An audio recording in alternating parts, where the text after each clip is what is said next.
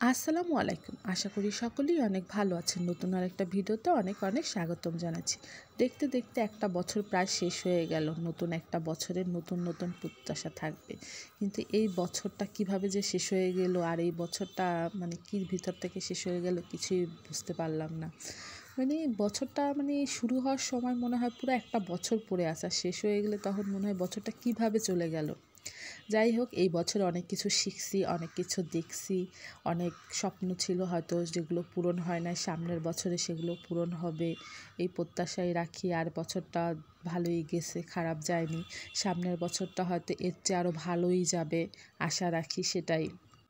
যে বছরটা চলেই গেছে সেটা নিয়ে আর কথা বলার কিছুই নাই, তবে এই বছরে অনেক কিছু শিখেছি যেটা আগামী বছরে কাজে লাগাইলে আরও ভালো কিছু করতে পারবো।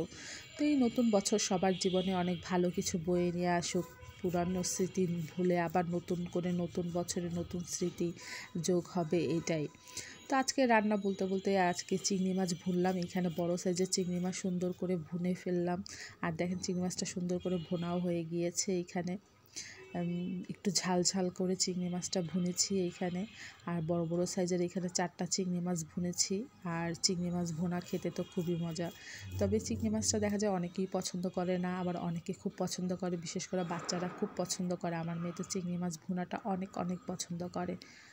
তো এখানে চিংড়ি মাছটা একদম মাখা মাখা হয়ে গিয়েছে। এই পর্যায়ে চিংড়ি মাছটা উঠিয়ে ফেলবো, আর রান্না করব না। চিংড়ি মাছটা রান্না করা শেষ। এখানে কিছু তেলাপিয়া মাছ নিয়েছি, ভেজে তেলাপিয়া মাছগুলো রান্না করবো। আর এখানে একটা বড় সাইজের তেলাপিয়া ছিল, যেটা আমি সুন্দর করে কেটে ধুয়ে সুন্দর করে ভেজে নিচ্ছি। এইখানে তেলাপিয়া মাছটা অনেক বড়ই ছিল, এখানে 5 পিস হয়েছে একটা তেলাপিয়া থেকে। তো তেলাপিয়া মাছটা সুন্দর করে একটু কড়া ভেজে তারপর এটাকে আমি এই মশলা কষিয়ে এটার মধ্যে দিয়ে সুন্দর করে রান্না করব।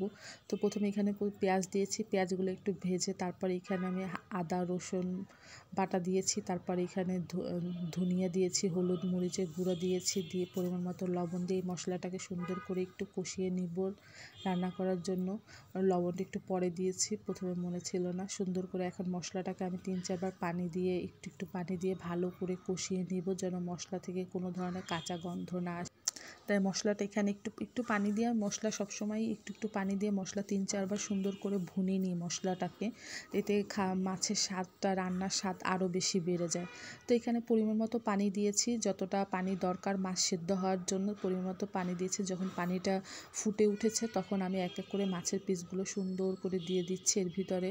আর মাছ দিয়ে বেশি লাড়াচাড়া করলে মাছগুলো আবার ভেঙে যাবে, তাই বেশি লাড়াচাড়া করব না। সুন্দর করে সাজিয়ে সাজিয়ে মাছগুলো সুন্দর করে দিয়ে দিয়েছি।